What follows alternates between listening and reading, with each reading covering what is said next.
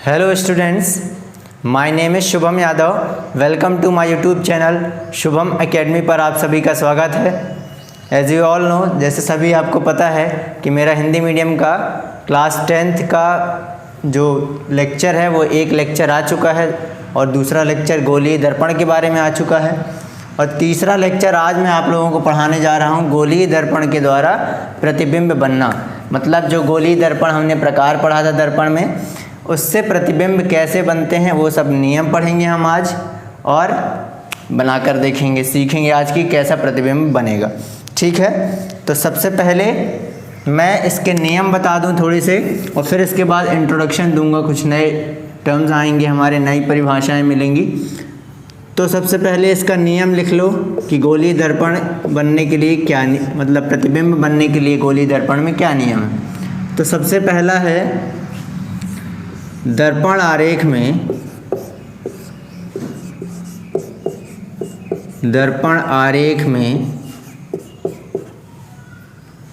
दो रेखाओं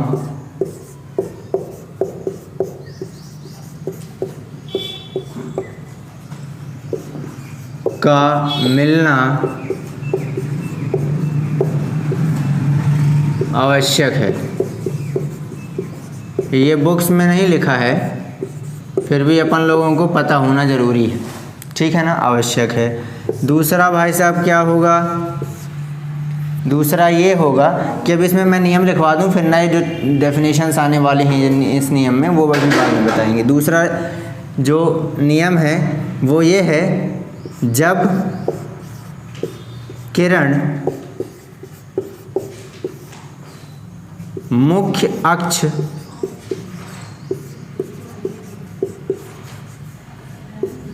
के समांतर होगी, अभी ये नया शब्द मिला, मुख्य अक्ष बताते हैं क्या होता है। मुख्य अक्ष के समांतर होगी तो परावर्तन होने के बाद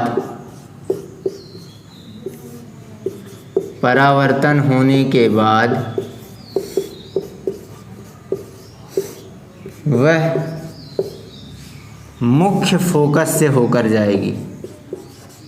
मुख्य फोकस से होकर जाएगी।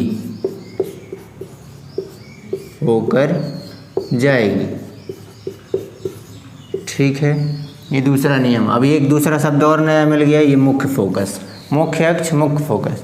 तो ये दोनों हम बाद में बताएंगे, पहले नियम लिख लो। तीसरा इसका ठीक विपरीत, जब प्रकाश किरण है, जब किरण मुख्य फोकस से होकर गुजरेगी, मुख्य फोकस, इसका विपरीत मुख्य फोकस से होकर गुजरेगी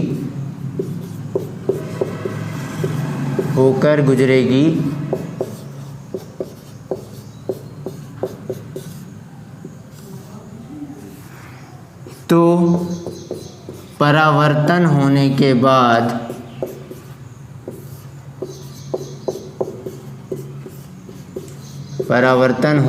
बाद मुख्य अक्ष के समांतर हो जाएगी।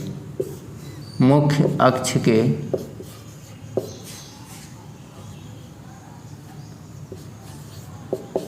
समांतर हो जाएगी। ठीक है, ये तीनों लिख लिए। इसके आगे और लिखवाता हूँ मैं, ये लिख लो। 3 हो गए। नेक्स्ट चौथा लिखो, जब किरण वक्रता केंद्र से होकर गुजरेगी। चौथा, जब किरण वक्रता केंद्र मैंने बताया था, ठीक है ना, लास्ट लेक्चर में। वक्रता केंद्र से होकर गुजरेगी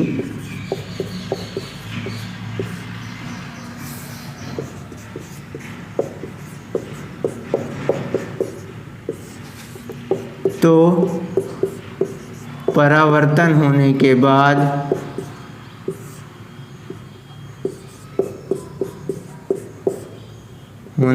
बाद वापस उसी पथ में वक्रता केंद्र से होकर लौट जाएगी।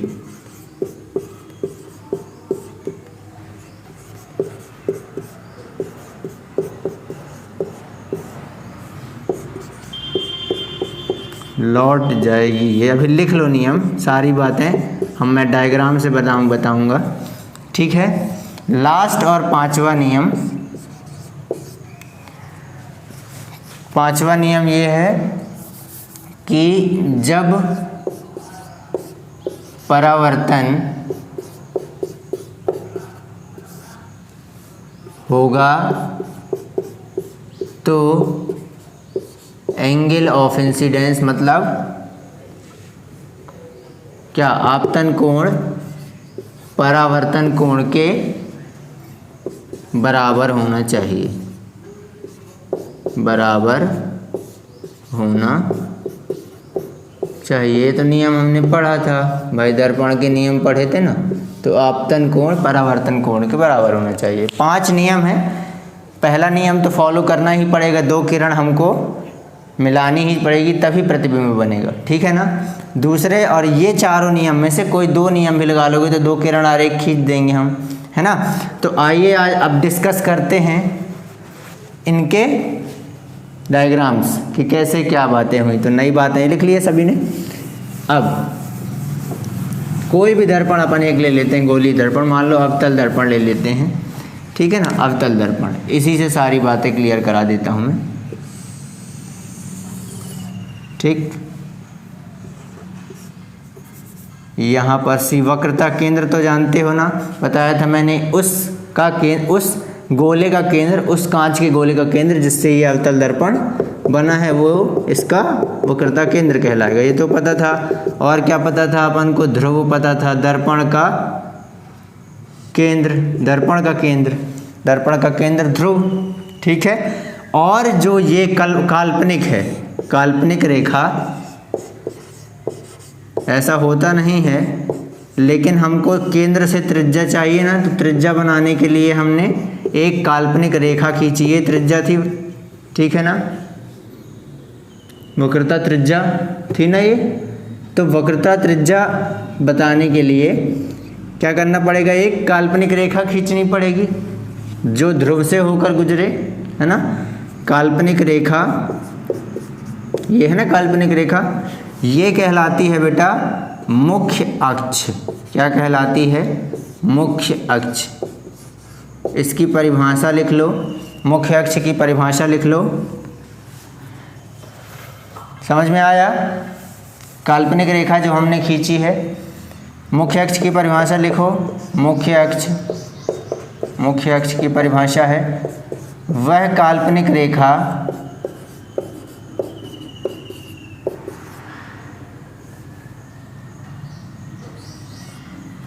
रेखा जो दर्पण के ध्रुव से होकर गुजरे, दर्पण के ध्रुव से होकर गुजरे,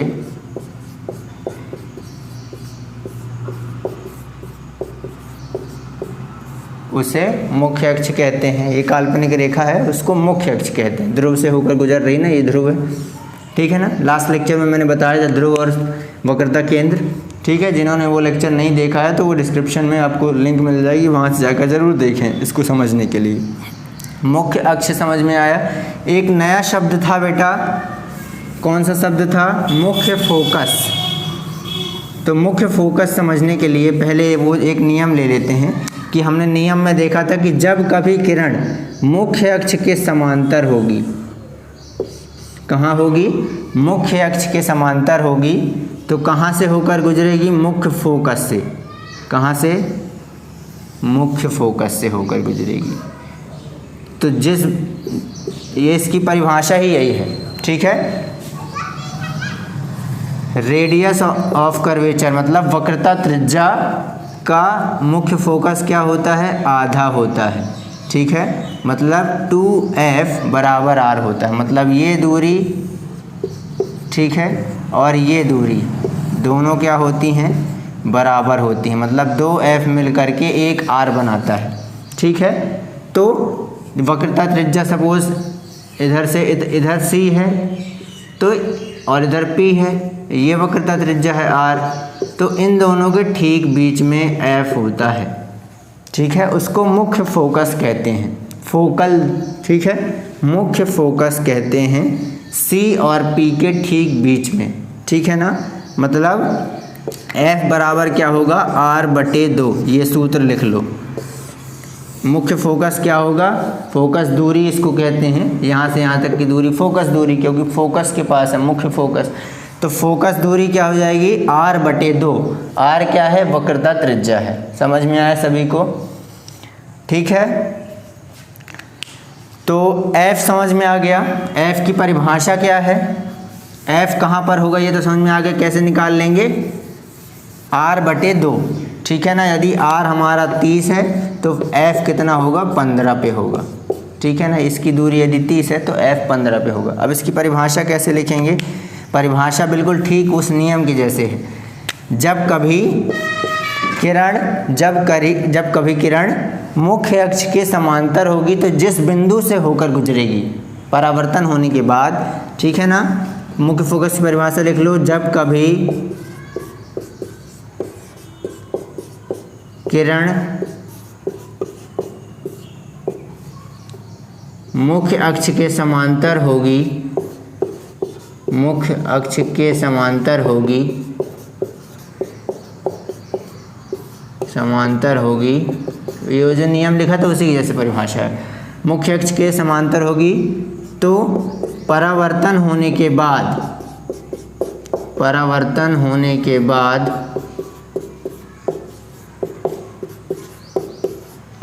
जिस बिंदु से होकर गुजरेगी, जिस बिंदु